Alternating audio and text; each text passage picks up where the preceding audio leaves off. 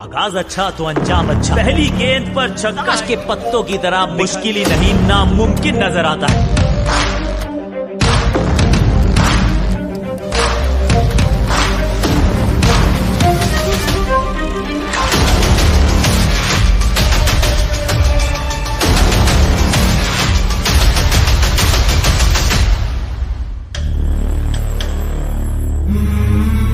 Assalamualaikum to all of you. This is me, your presenter Beena Khan, and you are watching 99 News Channel. 99 News Channel में एक बार फिर हम लेकर आए हैं आप लोगों के लिए आपका पसंदीदा प्रोग्राम जिसका नाम है स्पोर्ट्स विद 99। स्पोर्ट्स विद 99 में हम डिफरेंट स्पोर्ट्स पे बात करते हैं, तबसरे भी होते हैं और हमारे साथ बहुत सारे प्रोग्राम्स में डिफरेंट गेस्ट भी मौजूद होते हैं। आज के प्रोग्राम में भी हमारे साथ एक बहुत ही मायानाज तज्जिया निगार मौजूद हैं। जी हाँ, मैं बात कर रही हूँ अदनान हसन सैयद साहब की। तो आइए उनको स्टूडियो में वेलकम करते हैं। अस्सलाम वालेकुम अदनान साहब। वालेकुम अस्सलाम और बहुत बहुत शुक्रिया बीना। कैसे हैं? ठीक ठाक हैं? बिल्कुल ठीक ठाक, अल्लाह का शुक्र। और जनाब अभी पाकिस्तान वर्सेस न्यूजीलैंड के दरमियान जनाब 5 T20 मैचेस की जो सीरीज़ है वो कल यानी 27 अप्रैल को इख्तिताम पजीर हुई। कहा ये जा रहा था, दुनिया भर में धूम मची हुई थी जनाब पाकिस्तानी स्क्वाड को लेके ना, बड़ा मजबूत स्क्वाड है और बेहतरीन बॉलर पाकिस्तानी टीम में इस वक्त खेल रहे हैं और बैटर भी बहुत ही मायानाज हैं, सीनियर भी हैं, जूनियर भी हैं। जबकि न्यूजीलैंड की जो टीम है जो पाकिस्तान के दौरे पे आई है वो एक C या D टीम है, तो ये तो वाइट वॉश कर देगी।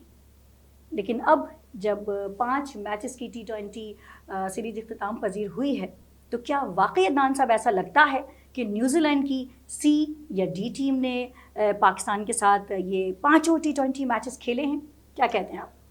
असल में बात मैं जो करूँगा हो सकता है बहुत सारे लोगों को बिल्कुल बुरी लगे। हमारे यहाँ चीज़ों को एनालाइज करने का और जांचने का जो तरीका है वो ऐसा ही है कि किसी ज़माने में अगर गांव में कोई लड़का इंटर पास कर लेता था तो वो कहते थे कि इससे ज़्यादा आला तालीम तो किसी की मतलब हो ही नहीं सकती है, ये तो दुनिया का सबसे लायक और आकिल मतलब क्या कहते ज़हीन शख्स है, काबिल है। ठीक है, तो हम भी जो कुछ भी एनालाइज करते हैं अपनी पसंद के स्टैट्स उठाते हैं, उनको मार्केट करते हैं, उनके ऊपर हम सोशल मीडिया भर देते हैं। उस वक्त हम उस कंटेम्प्रेरी वर्ल्ड में जहां दुनिया में और बहुत कुछ हो रहा है और दुनिया क्या कर रही है हम वो भूल जाते हैं। बिल्कुल सही, बिल्कुल हम वो स्टैट्स उठाते हैं कि जी वो तो तेज तरीन इतने रन बन गए और इतनी एवरेज हो गई और फलाना ही हो गया। हम स्ट्राइक रेट्स को भूल जाते हैं।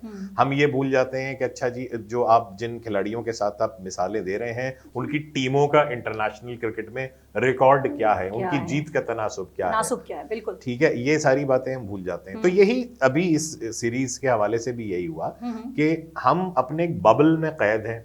ठीक है, हम जिन खिलाड़ियों के साथ इंटरनेशनल क्रिकेट खेलते हैं हम उन्हें समझते हैं कि ये एक लाजवाल टीम हमने क्रिएट की है, इनका कोई जवाब नहीं है। ठीक है, और उसको उसकी तौजीहात जो है वो अपनी पसंद के स्टैट्स से हम देते भी हैं। हम PSL खेलते हैं तो हमें कहते हैं कि ये तो दुनिया की दूसरी बड़ी लीग है, इसका एक मयार है, इसका एक स्टैंडर्ड है।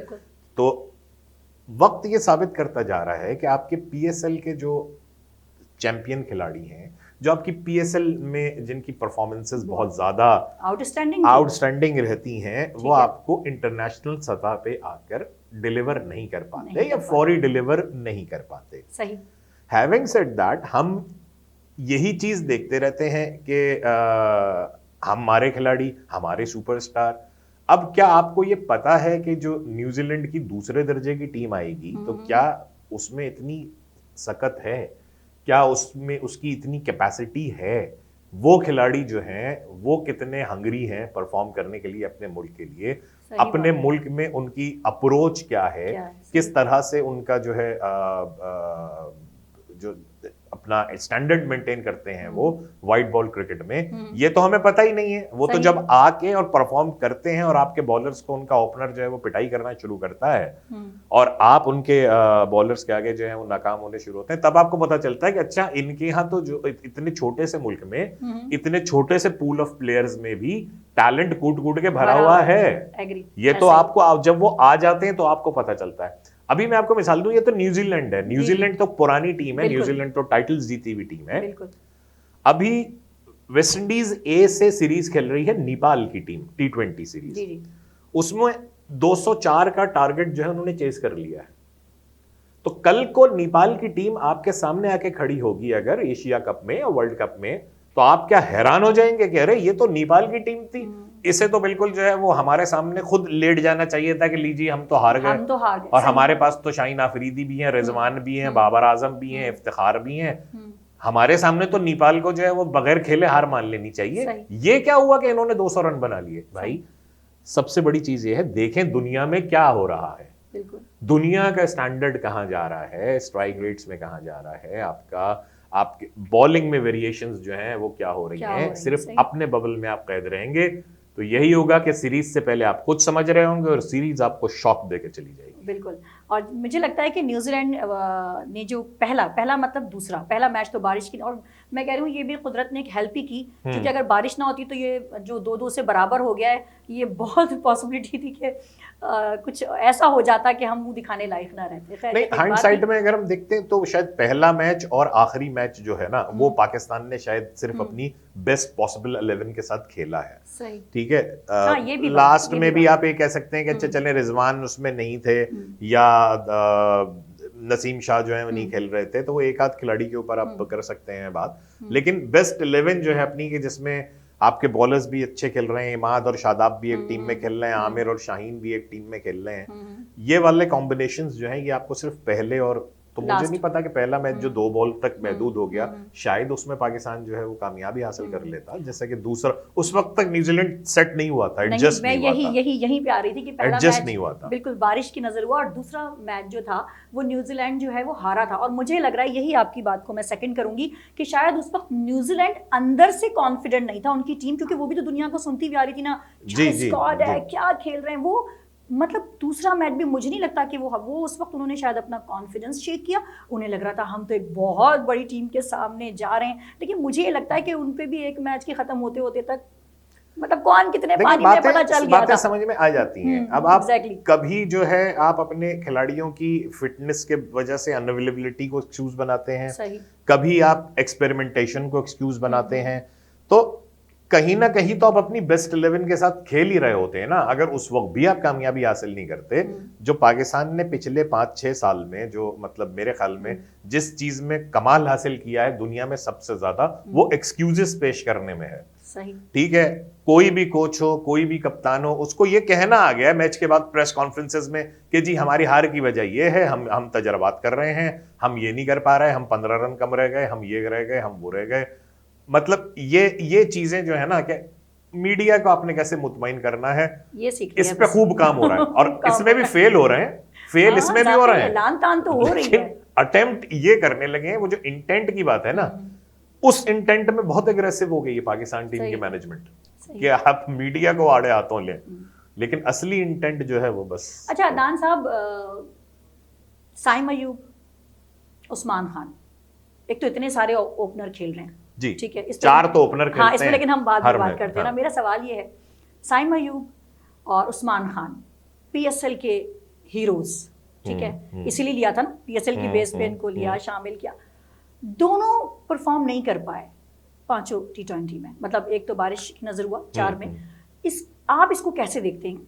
क्या लगता है क्यों हुआ ऐसा? क्यों नहीं परफॉर्म कर पा रहा साइम अयूब और उस्मान खान? क्यों नहीं? उस्मान खान का रीजन क्या ये है कि वो ओपनिंग एज अ ओपनर ही खेलेगा, वरना नहीं खेलेगा, नहीं खेल सकता।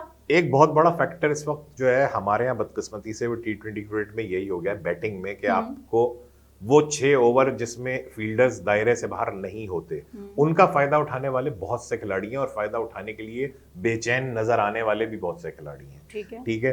अब अगर आप, मैं नहीं कहता कि उस्मान खान जो है वो बुरे खिलाड़ी हैं, उस्मान खान बहुत अच्छे खिलाड़ी हैं और उसमें और डेवलप कर सकते हैं। टेक्निक उनकी वो हो गई है, आप उर्फ आम में लपाड़ू जिसे कहते हैं ना, वो वाली इनकी टेक्निक हो गई है। इनकी टेक्निक मतलब अगर कोई भी आपको क्वालिटी स्पिन कर रहा हो, अगर कोई क्वालिटी स्विंग कर रहा हो तो वो स्ट्रगल करेंगे, टाइम लगेगा उन्हें। जो उन्होंने कल इनिंग्स खेली है मेरे ख्याल है वो खासी बेहतर थी, नजर आई है, इंटेंट भी उनका नजर आया है। वो जो सब जाते हैं स्कोर करना चाहते हैं, कामयाब भी होते हैं, किन बॉल्स पे करें वो वक्त के साथ साथ आ जाएगा। मैं उस्मान खान को तो मैं टाइम दे सकता हूँ अपनी पर्सनल डिक्शनरी और में। साइम अयूब को नहीं दे साइम अयूब को मेरा ख्याल है साइम अयूब को एक धचके के बाद दोबारा आना पड़ेगा टीम में। अच्छा। अभी तक उनको जो है वो लगातार चांस दिया गया है, काफी परसिस्टेंट रही है टीम मैनेजमेंट, ये जो भी मतलब सेलेक्टर्स हैं और जो भी मतलब उस वक्त आपके 11 को सिलेक्ट कर रहे होते हैं, काफी परसिस्टेंट रहे हैं और उनके टैलेंट पे उन्होंने पूरा भरोसा दिखाया है। साइम अयूब पे मुझे नहीं लगता कि किसी भी तरह की उनके गेम में वो कमी है, लेकिन वो कमी सिर्फ इंटरनेशनल में क्यों नजर आती है, वो हमें लीग क्रिकेट में वजह उसकी मेरे ख्याल में एक कोच का फर्क होता है और जो गेम प्लान आपको वो देता है उसमें उसका फर्क होता है, ठीक है, क्योंकि वैसे तो उनका कप्तान भी सेम है, अब वही बाबर आजम, वही जलमी, वही इनके ओपनिंग पार्टनर भी सेम है। मेरे ख्याल में कोच का होता है कि वो ये कहता है कि नहीं जी आपने आंख बंद करके जो भी आपने करना है, अपना बेस्ट आपने शॉट खेलना है, आपने अपनी बेस्ट पॉजिटिव वो क्रिकेट देनी है जो आप समझते हैं कि आप बेहतर कर सकते हैं, क्योंकि आपका मकसद जो है वो फलां और फलां की विकेट को संभालना है, कहीं वो आउट ना हो जाए रिस्क लेने के चक्कर में, इसलिए आपने मारना है। ये काफी सारे खिलाड़ी जो हैं पाकिस्तान में वो इसी एक फोबिया का शिकार हुए हैं कि उन्होंने फलां और फलां सीनियर खिलाड़ियों की विकेटों को बचाना है, वो रिस्क ना लें 15वें 16वें ओवर तक, इसलिए वो वक्त से पहले या तो मारना शुरू कर दें या सीनियर खिलाड़ियों के आउट होने के बाद उनकी बारी आए जब 16वें 17वें ओवर में, तो वहां वो 18 रन फी ओवर का जो है वो टारगेट अचीव करें या उस हिसाब से टारगेट सेट करें। तो ये इसमें है कि ओवरऑल आपको स्ट्राइक रेट्स देखने पड़ेंगे। एक बड़े मजेदार आपको मैं स्टार्ट बताता हूं, शायद पता नहीं आपकी नजर से गुजरा नहीं गुजरा, इफ्तिखार अहमद। जी जी। मेरे ख्याल है रिजवान और बाबर के बाद मुस्तकिल अगर किसी की जगह पिछले 4-5 साल में T20 क्रिकेट में बनी रही है और कोई उसको खतरा लाहक नहीं हुआ, इवन एक्सपेरिमेंटेशन के दौरान भी वो किसी रोटेशन में नहीं आते कि उनको बैठा के किसी और को खिला लें, वो इफ्तिखार अहमद है। इफ्तिखार अहमद ने 2024 में 10 T20 खेले हैं और एवरेज उनकी रही है 10 और स्ट्राइक रेट उनका रहा है 91।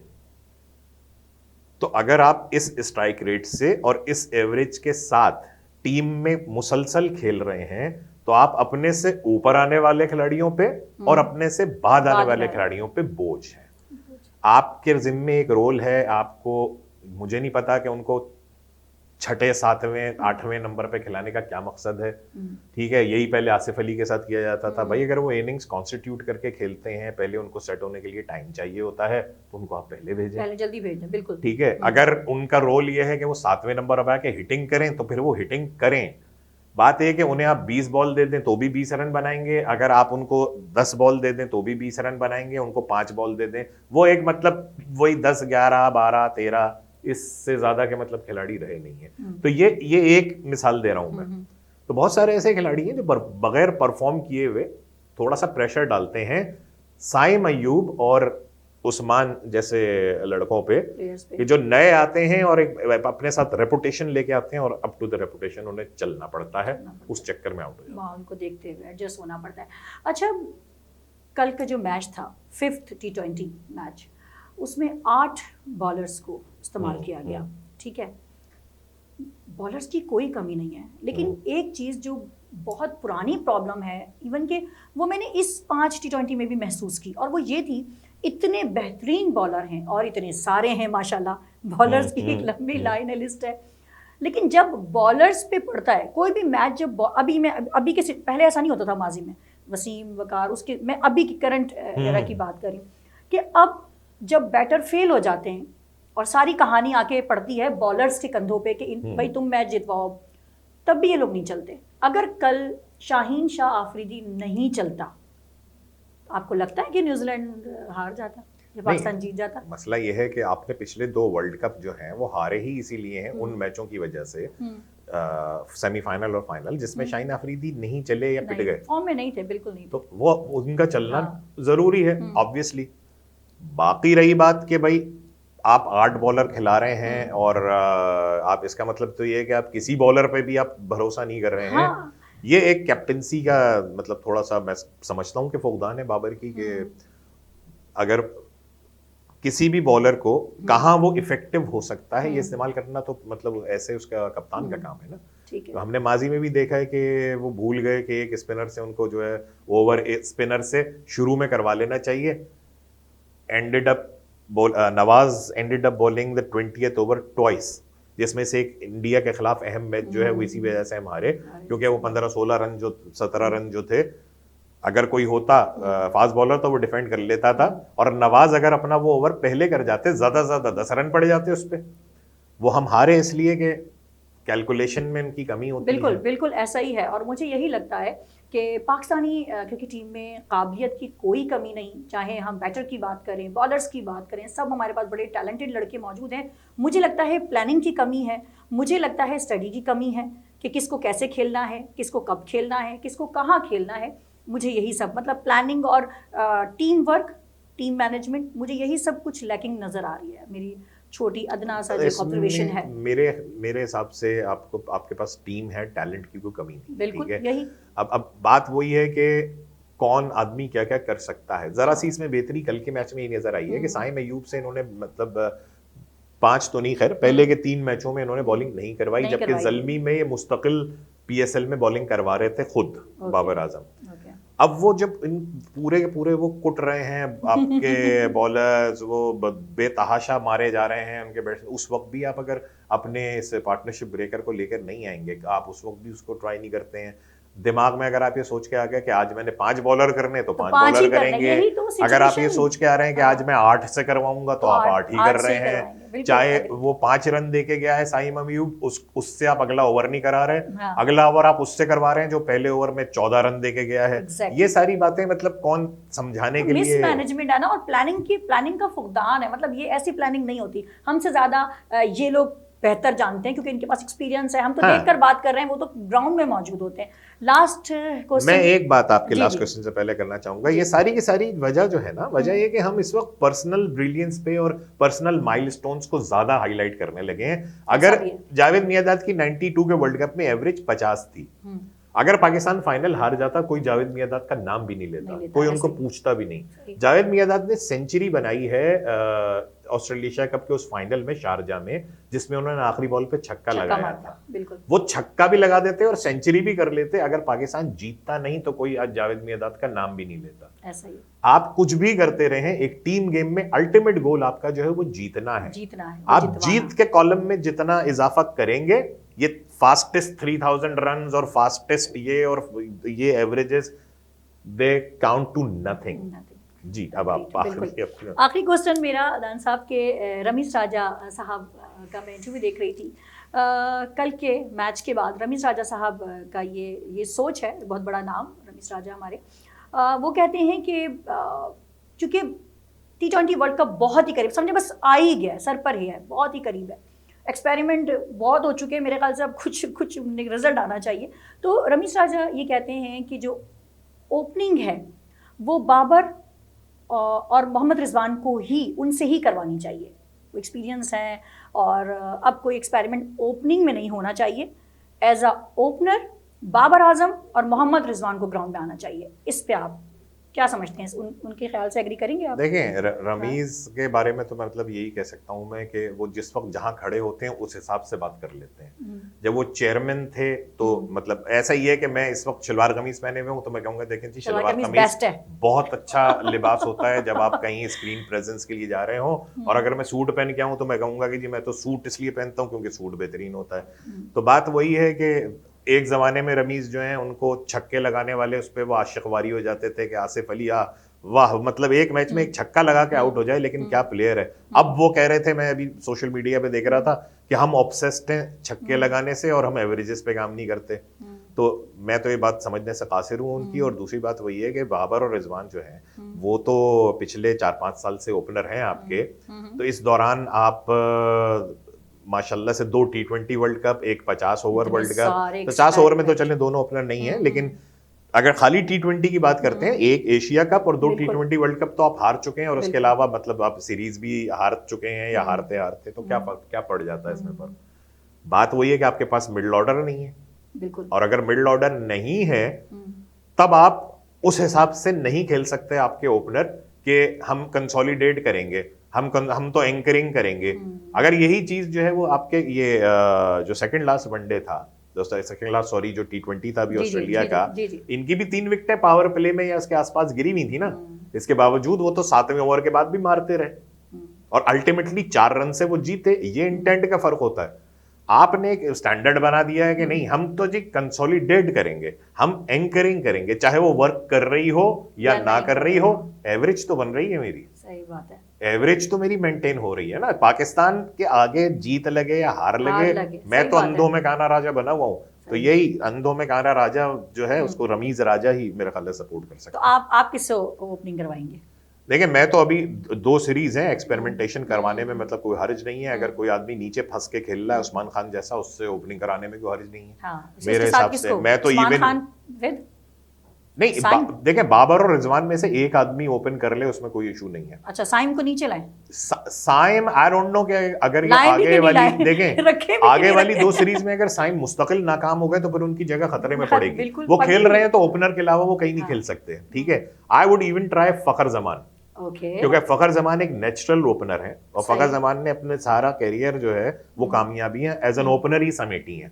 सही। तो कोई वजह नहीं है कि आप उनको पावर प्ले ना दें और उनसे कह के आप ये फंस के खेलें, आप उल्टे होके और लेट के आप छक्का लाने की कोशिश करें, क्योंकि इस वक्त सारे बॉलर्स फील्डर्स जो हैं वो बाउंड्री पे मौजूद हैं। तो ये मेरे ख्याल में तो फखर जमान भी कर सकते हैं, उस्मान भी कर सकते हैं, इवन मोहम्मद हारिस को आप ट्राई कर सकते हैं, क्योंकि उनका रिकॉर्ड इतना अच्छा नहीं है। मैं तो कह रहा हूँ जो फंस के खेल रहा है तो इफ्तिखार से भी कह के आप चले पावर प्ले में खेल के देखें। मौका तो मिलना चाहिए, मौका फिर सबको पावर प्ले का मिलना चाहिए।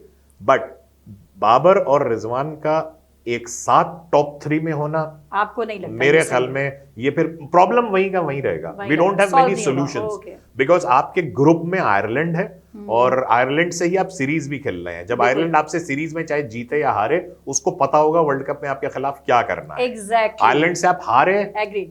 भारत से जीतना वैसे ही आपका मुश्किल है, आप अगले राउंड में नहीं जा सकते। बिल्कुल सही। Thank you so much Adnan साहब, बहुत बहुत शुक्रिया। और बातें अदनान साहब आपकी कड़वी थी लेकिन सारी सच्ची थी, एग्रीड। और अगेन 99 की पूरी टीम की तरफ से आपका बहुत बहुत शुक्रिया। और आपका भी बहुत बहुत शुक्रिया कि आपने इनवाइट किया। नहीं, थैंक यू सो मच। और आपका आना हमारे लिए बहुत अच्छा है। Again thank you so much. जी जनाब, अब तक के लिए बस इतना ही। अगर आपको हमारा प्रोग्राम अच्छा लगा है तो कमेंट भी कीजिएगा और वीडियो को लाइक कर दीजिएगा। और हाँ, चैनल को सब्सक्राइब करना बिल्कुल भी मत भूलिएगा। So keep watching 99 news channel. Heena Khan की तरफ से अल्लाह हाफिज़।